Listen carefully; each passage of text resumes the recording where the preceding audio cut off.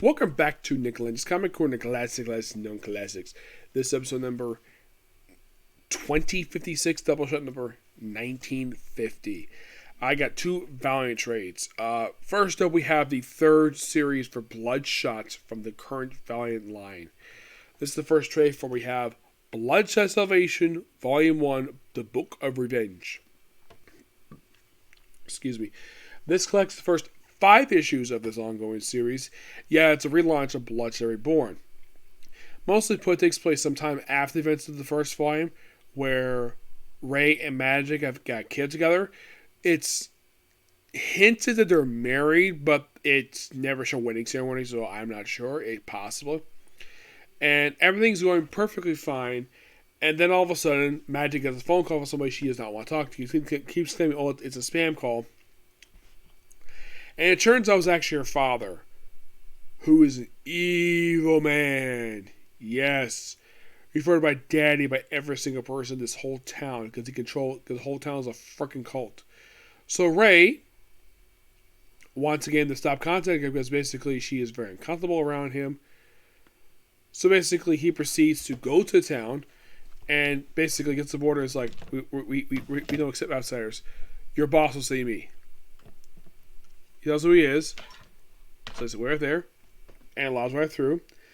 And he's like, well, hello, son-in-law. What brings you here? And Ray's like, I'm here to kill you. He works at first, beat the bad guys up. The guys are there. All of a sudden, his nanites shut off. Yeah, as for the reason, we're like, oh, his nanites actually just shut him off. For a reason he's held captive. Then there's also been a flash forward where there's this black Rampage one, which nothing much to do with him. It deals with his daughter in the future. Yes, Ray's got a daughter. And also, because of the fact Magic basically senses that her husband's in trouble, plus their daughter is ill. Their baby daughter is suffering from fever. So, they need help. So, she makes a phone call. Who should contact? Freaking Ninjak, who comes to save the day, helps Bloodshot deal with him. And he ends up basically killing his wife's father. But I'm sure she probably has no problem with it. And then this leads into stuff with the very next book.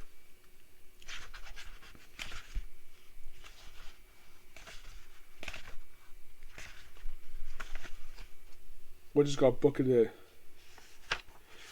Yeah, by the way, the father, he looks like this. This disgusting man. Yeah, that is Magic's father. Yep. But I gotta say, great start for this book. Love it. Give this book a 9.5 out of 10. That damn good. Alright, next up we have Faith, Volume 2, California Scheming. This actually is the second volume for Faith. This actually is the first one of the ones that became ongoing. This is, of course, still written by Jody Houser. Now, when it comes to Jody Houser writing Faith, she wrote the original miniseries that basically spawned this one. This book actually lasts for 12 issues, and it had a couple miniseries afterwards, all written by Jody Houser, and that's it. Also, it's doing here that her boyfriend she had from the previous series, she broke up with him, and later on, she actually did the Archer for Archer and Armstrong. Yep.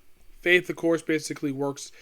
basically, the way that Jody Houser writes it is that Faith is kind of like Clark Kent, where she wears a red wig to hide her blonde hair.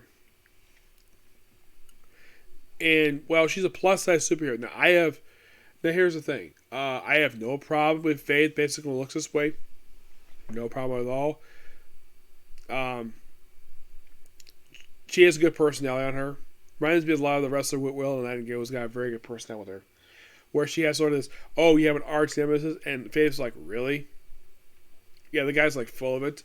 And not really much else up to say here. It's like, oh, her biggest way is a new boyfriend. Yeah. Let's get started with this very brief ongoing series. I'm going to give this book roughly a 9.5 out of 10. Yeah, so I have Jody Houser doing the writing here. We have Perry Perez, who does the artwork. Yes, he does the present, the flashback stuff. They have a few different artists. We have a fan sequence, the first issue done by Marguerite Savage, who also does issue number 2 and 4. The origin sequence artwork is done by Colleen Dorn, who's a really good artist, by the way. And that's it. Yep, just really good here. Here's some material artwork. Uh, this is basically how she looks like. Okay, fine. And Archer basically becomes a new boyfriend later on in the series. Yeah, like I was very happy with my hands in this book because I think I was under last year. I got volume 1. Now I got volume 2. I think there's about. It is strange though that Valiant did this because, well, probably because basically it's just called Faith. So normally that the first time you might get issue volume 0 just be like a standalone trade, and then you have the Faith volume 2. But no, this actually is a Faith volume. You probably would think that the miniseries is just called Faith and whatever subtitle with it. And then you have this be, well, this will be ongoing series. Normally this would be a volume 1, but it's a volume 2 because people want to continue to pick up the trades for the first miniseries I thought, which I do praise Valiant for that one. And the weird thing about Jodie Hauser is that I have been reading her stuff since practically she made her debut in comics. This was her very first comic she worked on, Faith. Well, of course, aside working on Faith and, well, the first miniseries is ongoing and 2 miniseries afterwards, she practically nothing else at Valiant that I can think of. For DC, she's mostly just working on Mother Panic. She's working on some comics for Marvel. Lots of one-shots. Currently, I think she's working something else right now. But she's one damn good writer. And I'm hoping to meet her again in the future. At least this time I have something signed for her this time instead of just a one-shot comic book. Which I believe when I met her, I got her to sign, I believe it was Killer Frost, if I'm not mistaken. Yes, I got her to sign the Killer Frost one-shot. Which, of course, did with, of course, Steve Land, which I did ask about it. And she did because she was asked to. That was the reason for it. And at the time, when I met her, the first trade for Mother Panic was not released yet. But I own the entire Mother Panic series, all 3 trades, including the Milk Wars trade, which that's pretty much all of it. I have also reviewed for her run from, I think it was, Amazing Summer New Year Vow. She took over after Jerry Conway and Ryan Stantz left the book. I reviewed that. I'm trying to think, was anything else from her I reviewed? Not a lot of stuff per se, but she's one of those writers I really want to review everything for her. And yeah, I've been following her since the start of her career, and I just been enjoying her work. And she told me this: Faith was definitely, she definitely confirmed this with me, that Faith was her very first book she worked on, and no denying, she's good. Good humor with her, and I did tweet her this on Twitter when they had Mother Panic popped up in the Future State Gotham series. And they renamed her to Hunter Panic. And she told me this, she was actually very happy with that. And the fact they actually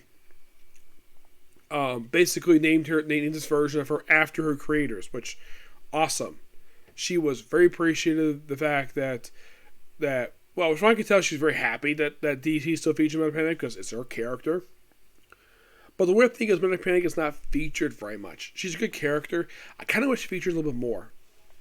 Faith, on the other hand, well, after her last miniseries, I believe was Faith in the Future Force, if I'm not mistaken, that she's not been featured that much. As a matter of fact, the Harbingers, that's the group she was part of, have been very, very rarely seen in Valiant Comics. I think they had like one ongoing series a few years ago, but that's simply been it. Valiant has also, I have pointed this out many times, Valiant does not release much stuff anymore for reasons. Well, the only thing they release nowadays that I can think of is that they release there's a series for Bloodshot. There's honestly not many. Let me look up on here because if I remember correctly, I think Bloodshot Unleashed was actually one of those very few titles that actually is basically ongoing right now. Oh yeah, there's also a Ninjak book. Mm-hmm. Yeah, there is Armor Clads, Arch Armor Strong Forever, Book of Shadow, which I don't think they finished this one yet. No, this one's not finished. It's still ongoing.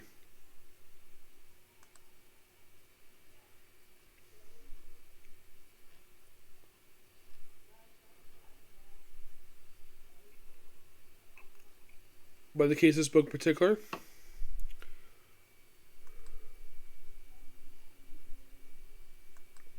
oh yeah, there was a Faith Wonderland special.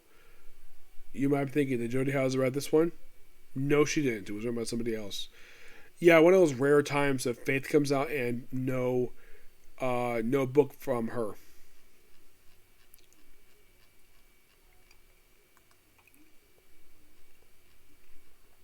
Now, I've always really enjoyed reading stuff from, well, Jody Hauser stuff from Valiant. Okay, I'm looking for this right now. I'm looking for her. Here's the comics she worked on. She worked on the Faith ongoing Faith, well, first volume, second volume, 12 issues, Faith Dreamside, Faith Future Force. She worked on 4180 Shadow Man, the Free Comic Day special. She was one of the writers on the final issue of X-Men of War and an annual. I think Faith Future Force was actually one of the more recent books they came out with Faith. Oh, by the way, the codename she goes by, her alias is Summer Smith. Yeah.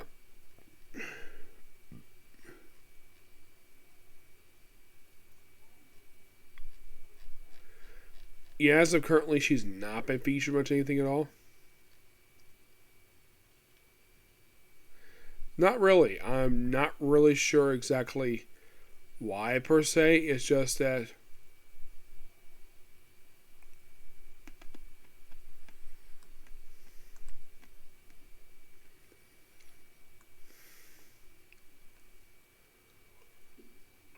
I mean, has she featured anything like as of recently? I'm looking. Well, she was featured in a couple of issues of Bloodshot Reborn.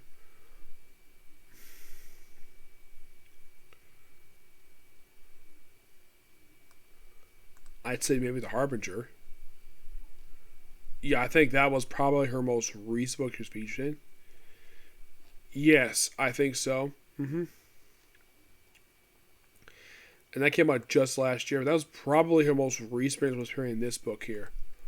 Of course, there's also Harbinger Renegades.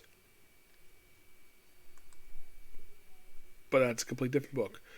But appearing in The Harbinger, that's probably her most recent appearance to date that I see here. Yeah, I think so.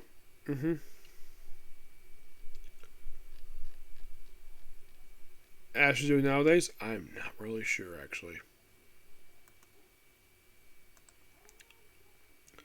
Now, I thought she was not featured in the original continuity, but according to Jody Hauser, yeah, she was.